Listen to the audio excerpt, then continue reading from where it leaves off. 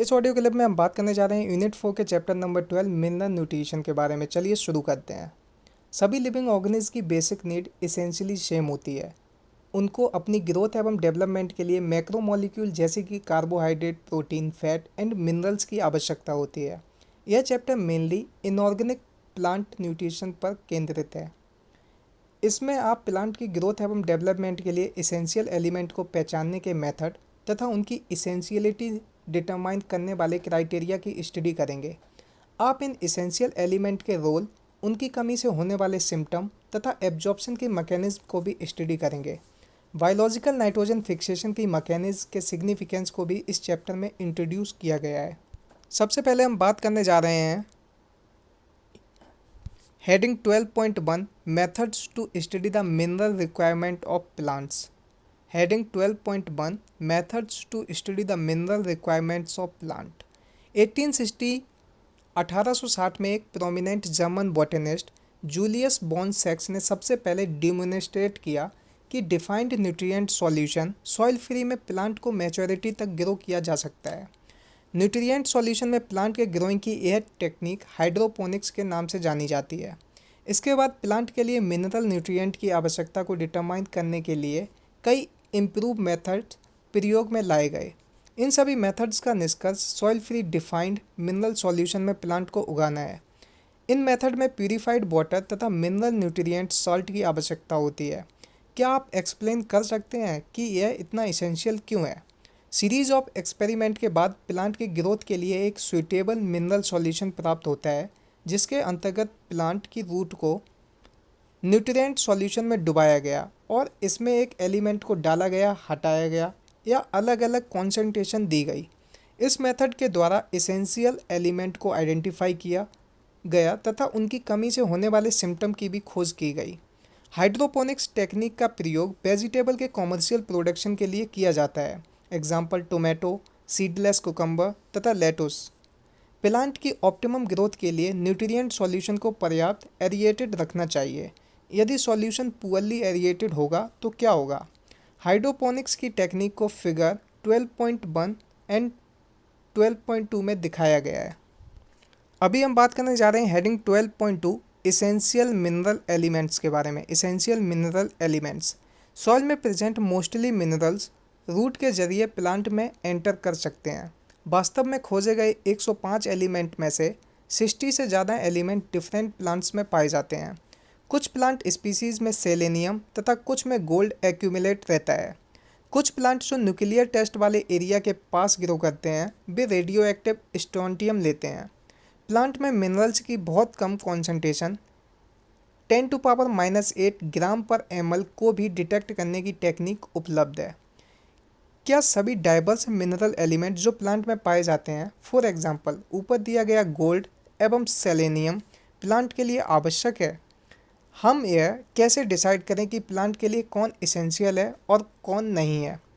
सबसे पहले हम बात करने जा रहे हैं heading 12.2.1 criteria for essentiality. Criteria for essentiality. किसी एलिमेंट की इसेंशियलिटी को डिटरमाइन करने के क्राइटेरिया निम्नलिखित हैं। ए, प्लांट की नॉर्मल ग्रोथ तथा रिप्रोडक्शन के लिए एलिमेंट अति आवश्यक होना चाहिए तथा इस एलिमेंट की अब्सेंस में प्लांट अपनी लाइफ साइकिल को पूरा ना कर पाए अथवा सीड को भी धारण सेट ना कर पाए। बी, एलिमेंट की रिक्वायरमेंट स्पेसिफिक होनी चाहिए तथा इसे किसी अदर एलिमेंट द्वारा रिप्लेस करना संभव नहीं होना चाहिए। दूसरे शब्दों में किसी एक एलिमेंट की कमी को किसी अदर एलिमेंट के द्वारा पूरा नहीं किया जा सकता है। सी, एलिमेंट प्लांट के मेटाबॉलिज्म में डायरेक्टली इन्वॉल्व्ड होने चाहिए। अब क्राइटेरिया के बेस पर केवल कुछ ही एलिमेंट ऐसे पाए गए जो प्लांट की ग्रोथ तथा मेटाबॉलिज्म के लिए एब्सोल्युटली इसेंशियल होते हैं। इन सभी एलिमेंट को क्वांटिटेटिव रिक्वायरमेंट के बेस पर दो ब्रॉड कैटेगरीज में बांटा गया है।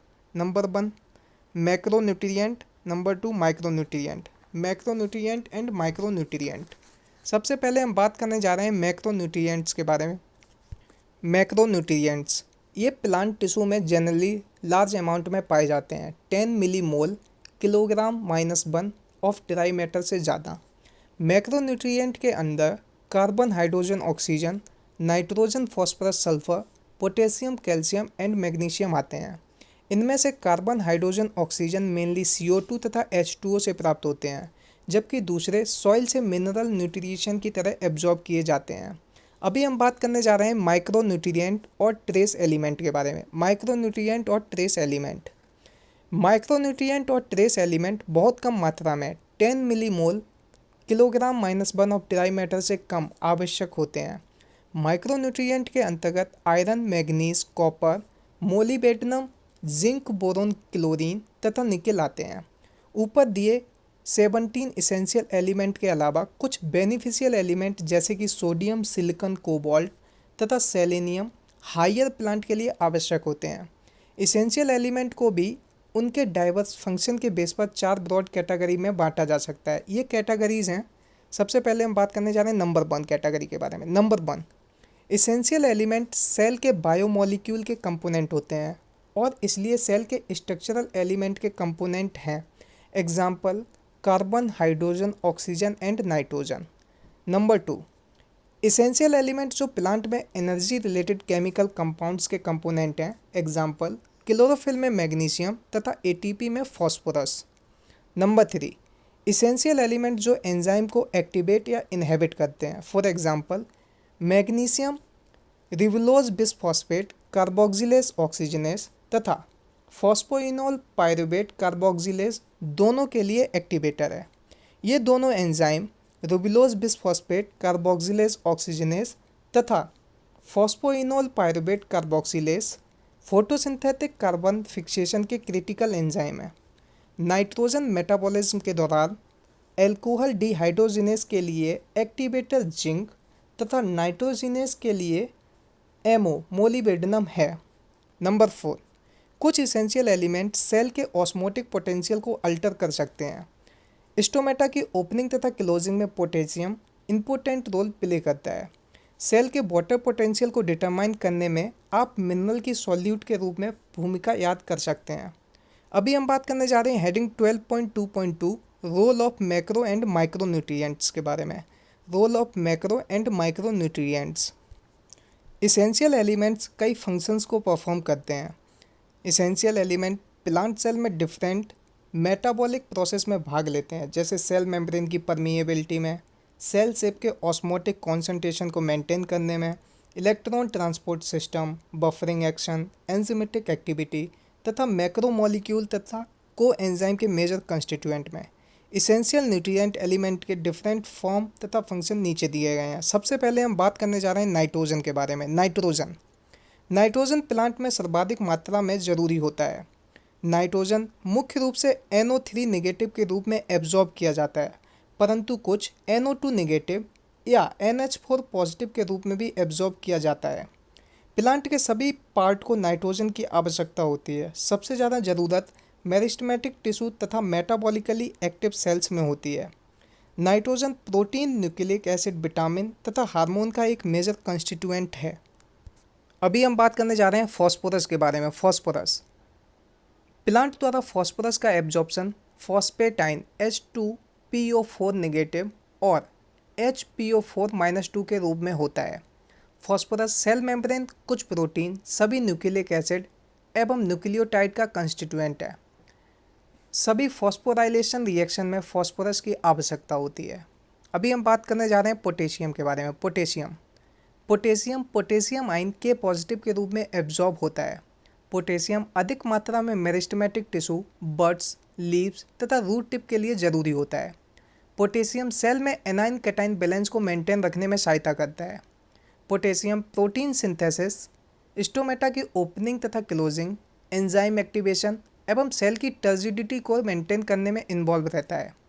अभी हम बात करने जा रहे हैं कैल्शियम के बारे में। कैल्शियम को सॉइल से कैल्शियम आयन Ca+2 के रूप में एब्जॉर्ब किया जाता है। कैल्शियम मेरिस्टेमेटिक तथा डिफरेंशिएटिंग टिश्यू के लिए ज़रूरी होता है। सेल डिवीजन के दौरान सेल वॉल की सिंथेसिस में कैल्शियम का यूज़ होता है, पर्टिकुलरली कैल्शियम पैक्टेट के रूप में जो मिडिल लेमेला में होता है। कैल्शियम माइटोटिक स्पिंडल फॉर्मेशन के दौरान भी ज़रूरी होता है। कैल्शियम ओल्डर लीव्स में एक्यूमुलेट होता है। कैल्शियम सेल मेम्ब्रेन की नॉर्मल फंक्शनिंग में इन्वॉल्व रहता है। कैल्शियम कुछ एंजाइम को एक्टिवेट करता है तथा मेटाबॉलिक एक्टिविटी को रेगुलेट करने में इम्पोर्टेंट रोल प्ले करता है। अभी हम बात करने जा रहे हैं मैग्नीशियम के बारे में। मैग्नीशियम प्लांट द्वारा डाइवेलेंट मैग्नीशियम आयन Mg+2 के रूप में एब्जॉर्ब किया जाता है। मैग्नीशियम फोटोसिंथेसिस एवं रेस्पिरेशन के एंजाइम को एक्टिवेट करता है। DNA एंड RNA की सिंथेसिस में मैग्नीशियम का इन्वॉल्वमेंट होता है। क्लोरोफिल की रिंग स्ट्रक्चर का एक कंस्टिट्यूएंट है मैग्नीशियम। मैग्नीशियम राइबोसोम के स्ट्रक्चर को मेंटेन करने में मदद करता है। अभी हम बात करने जा रहे हैं सल्फर के बारे में। सल्फर प्लांट सल्फर को सल्फेट SO4 2- के फॉर्म में प्राप्त करते हैं। सल्फर 2 अमीनो एसिड में प्रेजेंट होता है, सिस्टीन एंड मेथियोनाइन। सल्फर कई कोएंजाइम विटामिन जैसे थियामाइन, बायोटिन, कोएंजाइम ए तथा फेरोडॉक्सिन का मेन कंस्टिट्यूएंट है। अभी हम बात करने जा रहे हैं आयरन के बारे में। आयरन प्लांट आयरन को फेरिक आयन Fe3+ के रूप में प्राप्त करते हैं। आयरन अदर माइक्रोन्यूट्रिएंट की तुलना में अधिक मात्रा में ज़रूरी होता है।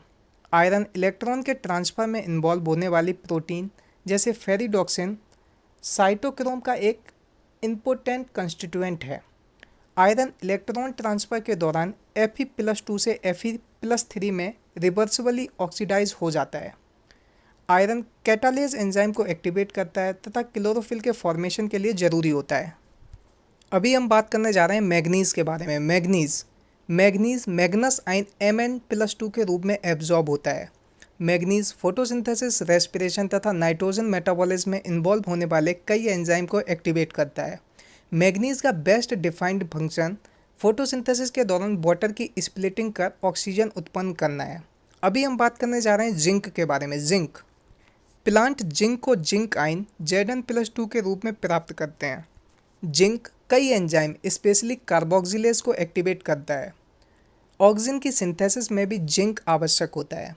अभी हम बात करने जा रहे हैं कॉपर के बारे में। कॉपर क्यूपरिक आयन Cu+2 के रूप में एब्जॉर्ब होता है। कॉपर प्लांट की ओवरऑल मेटाबॉलिज्म के लिए ज़रूरी होता है। आयरन की तरह कॉपर रेडॉक्स रिएक्शन में इन्वॉल्व कुछ एंजाइम से जुड़ा रहता है तथा Cu+ से Cu+2 में रिवर्सिबली ऑक्सीडाइज हो जाता है।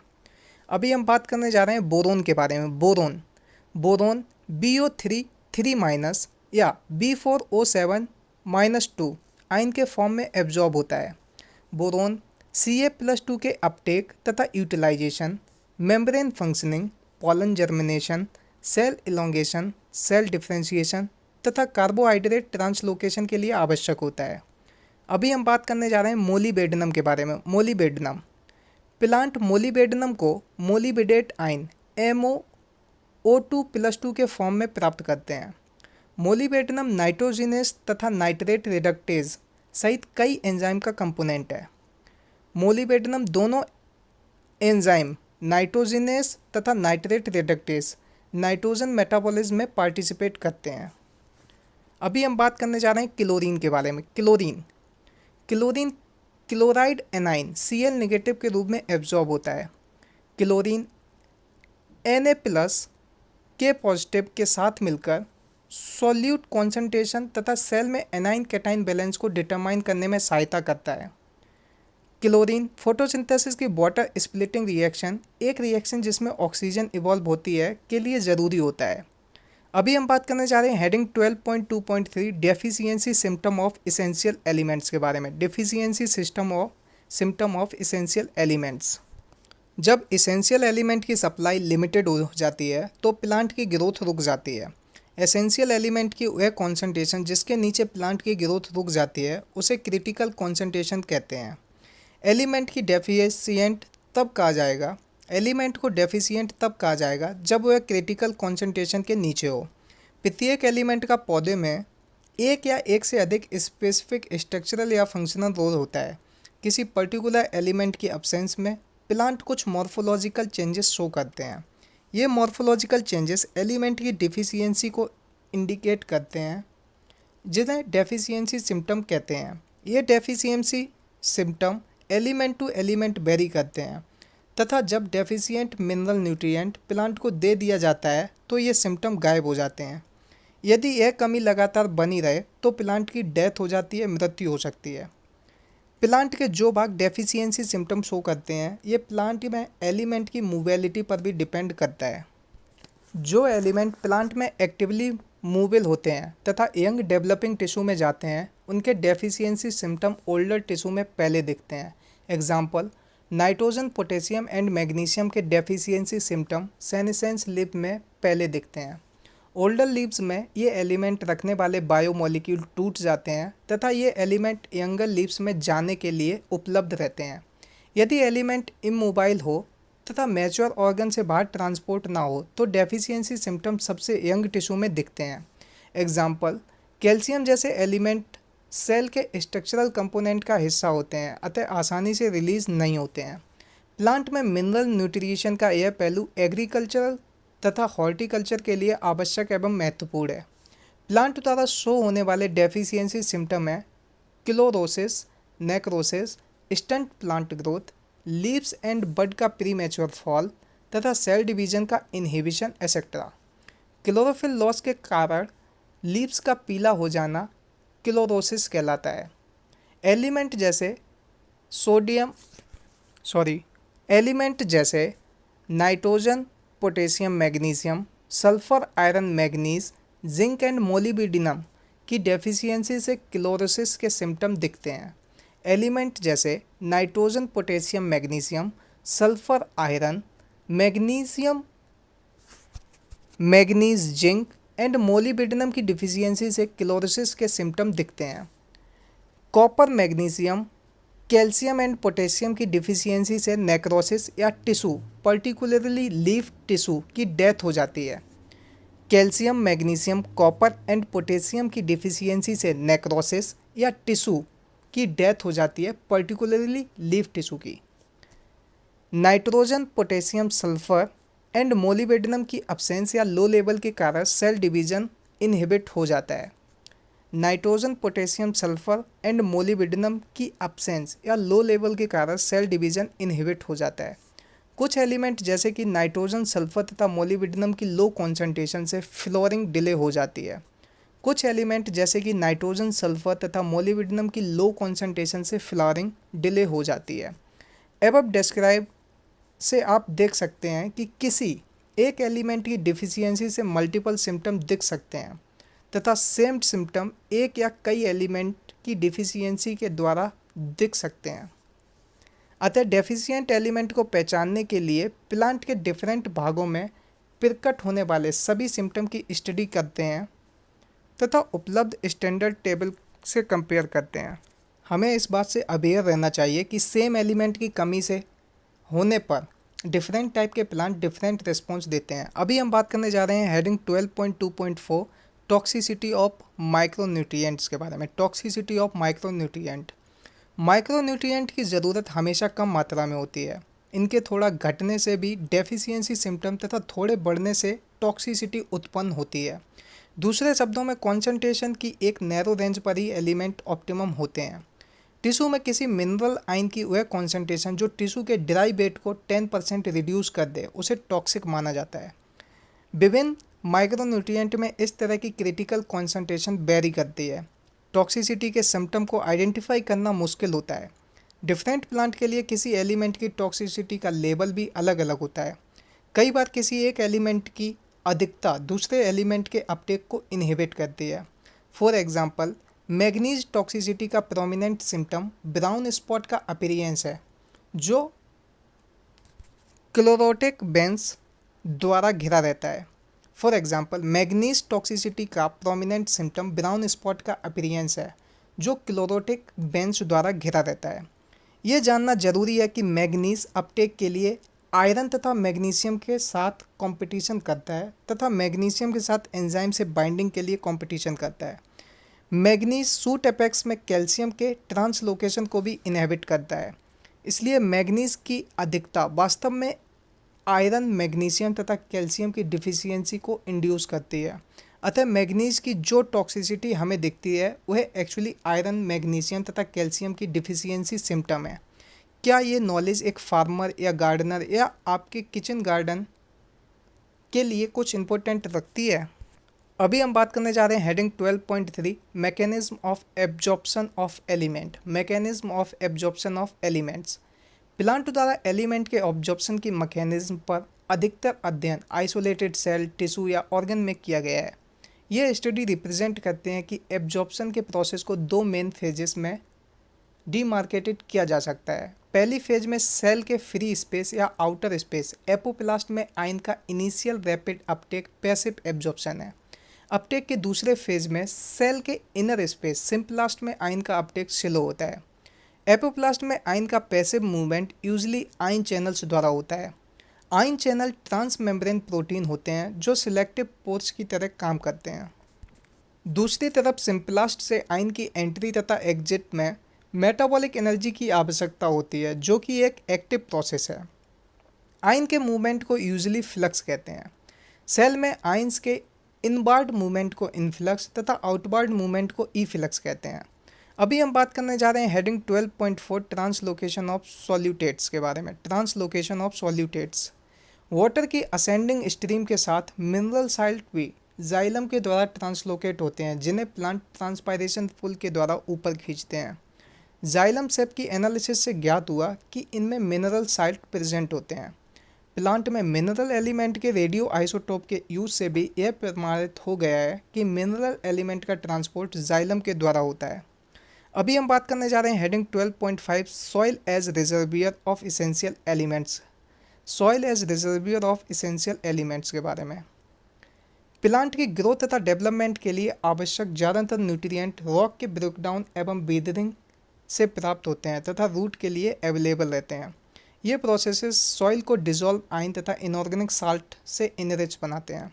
चूँकि ये रॉक्स में प्रेजेंट मिनरल से प्राप्त होते हैं, इसलिए प्लांट न्यूट्रिशन में इनकी भूमिका का मिनरल न्यूट्रिशन कहा जाता है।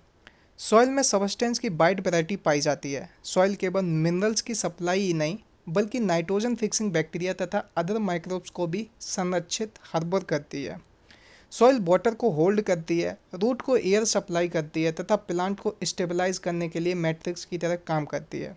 चूँकि इसेंशियल मिनरल्स की कमी क्रॉप की यील्ड को प्रभावित करती है, अतः इसकी सप्लाई के लिए जनरली फर्टिलाइजर्स की आवश्यकता होती है।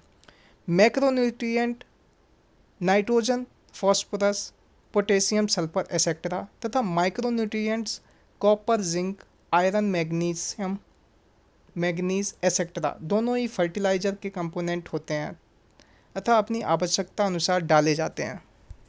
अभी हम बात करने जा रहे हैं हेडिंग 12.6 मेटाबॉलिज्म ऑफ नाइट्रोजन के बारे में। मेटाबॉलिज्म ऑफ नाइट्रोजन, जिसमें हम बात करेंगे सबसे पहले हेडिंग 12.6.1 नाइट्रोजन साइकिल के बारे में। नाइट्रोजन साइकिल लिविंग ऑर्गेनिज्म में कार्बन, हाइड्रोजन तथा ऑक्सीजन के अलावा नाइट्रोजन मोस्ट प्रिविलेंट एलिमेंट होता है।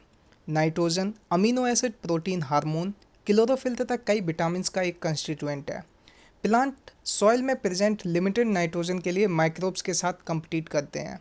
इस प्रकार नाइट्रोजन नेचुरल तथा एग्रीकल्चरल दोनों इकोसिस्टम के लिए एक लिमिटिंग न्यूट्रिएंट है। नाइट्रोजन N2 में दो नाइट्रोजन एटम होते हैं जो स्ट्रॉन्ग ट्रिपल कोवैलेंट बॉन्ड द्वारा जुड़े रहते हैं। Nitrogen triple bond nitrogen N2 का अमोनिया में कन्वर्जन के प्रोसेस को नाइट्रोजन फिक्सेशन कहते हैं। नेचर में लाइटनिंग तथा अल्ट्रावायलेंट रेडिएशन नाइट्रोजन को नाइट्रोजन के ऑक्साइड्स NO, NO2, N2O में कन्वर्ट करने के लिए सफिशिएंट एनर्जी प्रोवाइड करता है। Industrial combustion, forest fire, automobile exhaust तथा पावर जनरेटिंग स्टेशन भी एटमॉस्फेरिक नाइट्रोजन ऑक्साइड्स के सोर्स हैं। डेड प्लांट तथा एनिमल में प्रेजेंट ऑर्गेनिक नाइट्रोजन का अमोनिया में डिकम्पोजिशन अमोनिफिकेशन कहलाता है।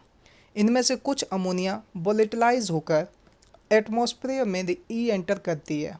इनमें से कुछ अमोनिया वोलेटाइल होकर एटमॉस्फेयर में री एंटर करती है, परंतु इनमें से mostly ammonia NH3 soil bacteria द्वारा नाइट्रेट में कन्वर्ट कर दी जाती है। जैसे फर्स्ट रिएक्शन है 2NH3 प्लस 3O2 मिलकर बनाते हैं 2NO2 negative plus 2H positive plus 2H2O। दूसरी रिएक्शन आती है वहीं पे 2NO2 नेगेटिव प्लस O2 मिलकर बनाते हैं 2NO3 नेगेटिव। अमोनिया पहले नाइट्रोसोमोनास एंड और नाइट्रोकोकस बैक्टीरिया द्वारा नाइट्राइट में ऑक्सीडाइज हो जाती है। फिर नाइट्रोबैक्टर नामक बैक्टीरिया नाइट्राइट को नाइट्रेट में ऑक्सीडाइज कर देता है। ये स्टेप नाइट्रीफिकेशन कहलाते हैं। नाइट्रीफाइंग बैक्टीरिया कीमो ऑटोट्रॉप्स होते हैं। इस प्रकार बनी नाइट्रेट को प्लांट एब्जॉर्ब कर पत्तियों में ट्रांसपोर्ट कर देते हैं। पत्तियों में यह रिड्यूस होकर अमोनिया बनाता है जो फाइनली अमीनो एसिड का अमीन ग्रुप बनता है। सॉइल में प्रेजेंट नाइट्रेट भी नाइट्रोजन में रिड्यूस हो जाता है। इस प्रोसेस को डीनाइट्रिफिकेशन कहते हैं। डीनाइट्रिफिकेशन सीडोमोनास तथा थायोबैसिलस नामक बैक्टीरिया द्वारा संपन्न होता है।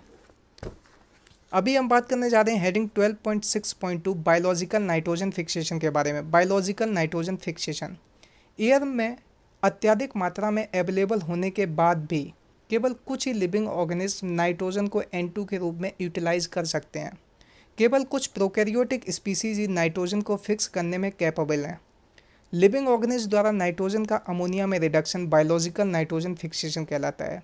नाइट्रोजन के रिडक्शन के लिए कैपेबल एंजाइम नाइट्रोजिनेस है। नाइट्रोजिनेस एंजाइम सिर्फ प्रोकैरियोट्स में पाया जाता है। ऐसे microbes N2 fixer nitrogen fixers कहलाते हैं। Nitrogen fixing microbe free living या सिम्बायोटिक हो सकते हैं। Free living nitrogen fixing aerobic microbes के एग्जाम्पल एजिटोबैक्टर तथा बेजरनिकिया हैं, जबकि रोडोस्पाइरलम एक एनॉर्बिक तथा बैसिलस फ्री लिविंग है। इसके साथ ही कई साइनोबैक्टीरिया भी फ्री लिविंग नाइट्रोजन फिक्सर हैं, एग्जाम्पल एनाबीना एंड नोस्टॉक। अभी हम बात करने जा रहे हैं सिम्बायोटिक बायोलॉजिकल नाइट्रोजन फिक्सेशन के बारे में। सिम्बायोटिक बायोलॉजिकल नाइट्रोजन फिक्सेशन, हम कई प्रकार के सिम्बायोटिक एसोसिएशन को जानते हैं जो बायोलॉजिकल नाइट्रोजन फिक्सेशन करते हैं। इनमें सबसे प्रमुख लेग्यूम बैक्टीरिया रिलेशनशिप है। रॉड शेप्ड राइजोबियम की स्पीसीज कई लेग्यूम जैसे कि अल्फा अल्फा, sweet clover, sweet pea, lentils, garden pea, broad bean, clover bean आदि की रूट के साथ रिलेशनशिप बनाते हैं। रूट पर मोस्ट कॉमन एसोसिएशन नोड्यूल्स के रूप में होता है। ये नोड्यूल्स रूट पर स्मॉल आउटग्रोथ के रूप में होती है। नॉन लेगुमिनस प्लांट एग्जाम्पल अल्नस की रूट पर फ्रेंकिया नामक माइक्रोब भी नाइट्रोजन फिक्सिंग नोड्यूल पैदा करता है। राइजोबियम तथा फ्रेंकिया दोनों ही सॉइल में फ्री लिविंग होते हैं, परंतु सिम्बायोट के रूप में एटमॉस्फेरिक नाइट्रोजन को फिक्स कर सकते हैं। फ्लावरिंग से पहले किसी कॉमन पल्स के एक पौधे को जड़ से उखाड़ें, आप रूट पर लगभग स्पेरिकल आउटग्रोथ देखेंगे। ये नोड्यूल्स हैं। यदि आप नोड्यूल को काटेंगे तो पाएंगे इनका सेंट्रल पोर्शन रेड या पिंक होता है। नोड्यूल को पिंक कौन बनाता है? लेगमिनस हीमोग्लोबिन या लेग हीमोग्लोबिन की प्रेजेंस के कारण नोड्यूल का कलर पिंक होता है। अभी हम बात करने जा रहे हैं नोड्यूल फॉर्मेशन के बारे में। नोड्यूल फॉर्मेशन, नोड्यूल के फॉर्मेशन में होस्ट प्लांट की रूट तथा राइजोबियम के बीच मल्टीपल इंटरेक्शन का सीक्वेंस इन्वॉल्व रहता है। नोड्यूल के फॉर्मेशन की प्रिंसिपल स्टेज निम्नलिखित हैं। राइजोबिया मल्टीप्लाई होकर रूट के चारों ओर कॉलोनाइज हो जाते हैं तथा एपिडर्मल एवं रूट हेयर सेल से अटैच रहते हैं। रूट हेयर कर्ल हो जाते हैं तथा बैक्टीरिया रूट हेयर पर इन्वेड करते हैं। एक इन्फेक्शन थ्रेड प्रोड्यूस हो जाता है जो बैक्टीरिया को रूट के कॉर्टेक्स तक ले जाता है, जहां रूट की कॉर्टेक्स में वे नोड्यूल फॉर्मेशन को इनिशिएट करते हैं। बैक्टीरिया थ्रेड से रिलीज होकर सेल में चले जाते हैं, जिससे स्पेशलाइज्ड नाइट्रोजन फिक्सिंग सेल का डिफरेंशिएशन हो जाता है। इस प्रकार से नोड्यूल बन जाता है। नोड्यूल न्यूट्रिएंट के एक्सचेंज के लिए होस्ट के साथ एक डायरेक्ट वेस्कुलर कनेक्शन इस्टेब्लिश कर लेता है। ये इवेंट फिगर में दिखाई गई है।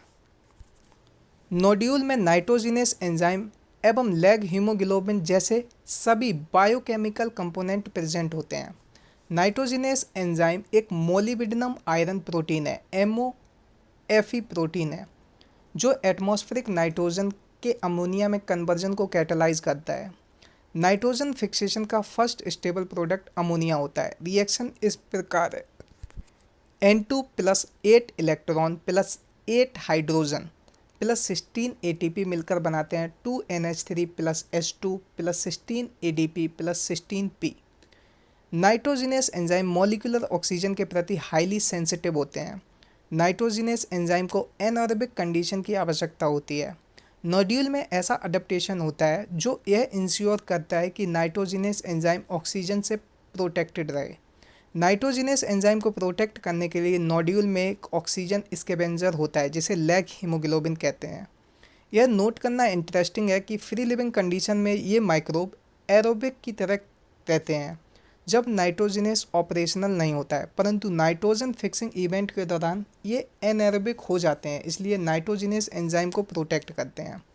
ऊपर दी गई रिएक्शन में आपने देखा होगा कि नाइट्रोजिनेस एंजाइम के द्वारा अमोनिया सिंथेसिस के दौरान अत्यधिक एनर्जी की आवश्यकता होती है। प्रत्येक NH3 के प्रोडक्शन के लिए 8 ATP, प्रत्येक NH3 के प्रोडक्शन के लिए 8 ATP।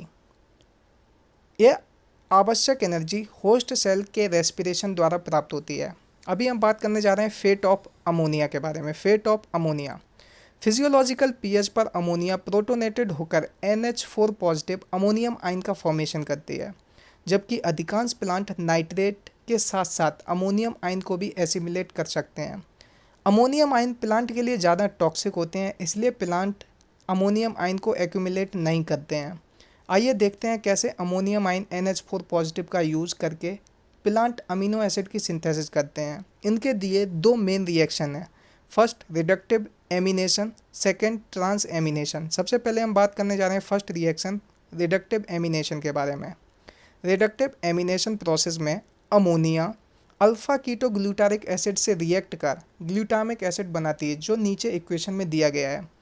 Alpha ketoglutaric acid plus NH4 positive plus NADPH glutamate dehydrogenase की प्रेजेंस में मिलकर बनाते हैं glutamate plus H2O plus NADP। अभी हम बात करने जा रहे हैं सेकेंड रिएक्शन ट्रांस एमिनेशन के बारे में। ट्रांस एमिनेशन में एक अमीनो एसिड के अमीनो ग्रुप एक कीटो एसिड के कीटो ग्रुप तक ट्रांसफ़र होता है। Glutamic acid mainly amino acid है, जिसे अमीनो ग्रुप NH2 का ट्रांसफ़र होता है तथा दूसरे अमीनो एसिड का फॉर्मेशन ट्रांस एमिनेशन द्वारा होता है। ऐसी सभी रिएक्शन को ट्रांस एमिनेज नामक एंजाइम कैटालाइज करता है। प्लांट में एस्पेराजाइन तथा ग्लूटामाइन नामक दो मोस्ट इम्पोर्टेंट अमाइड पाए जाते हैं, जो प्रोटीन के स्ट्रक्चरल पार्ट होते हैं। ये क्रमशः दो अमीनो एसिड बनाते हैं। एस्पेराजाइन एस्पार्टिक एसिड बनाता है तथा ग्लूटामाइन ग्लूटामिक एसिड बनाता है, प्रत्येक में अमीनो ग्रुप के एडिशन से। इस रिएक्शन में एसिड का hydroxyl part NH2 negative radical के द्वारा रिप्लेस हो जाता है। अमाइड्स में नाइट्रोजन की मात्रा अमीनो एसिड से ज़्यादा होती है। अमाइड्स जाइलम वेसल के द्वारा प्लांट के दूसरे पार्ट में ट्रांसपोर्ट किए जाते हैं। ट्रांसपायरेशन स्ट्रीम के साथ कुछ प्लांट एग्जाम्पल सोयाबीन के नोड्यूल फिक्स नाइट्रोजन को यूरोइड्स के रूप में एक्सपोर्ट करते हैं। इन कंपाउंड यूरोइड्स में भी कार्बन की अपेक्षा नाइट्रोजन का रेशियो अधिक होता है। आसान भाषा में बायोलॉजी के इस ऑडियो क्लिप को सुनने के लिए चैनल को सब्सक्राइब करने और करवाने के लिए आप सबका बहुत बहुत। इस ऑडियो क्लिप में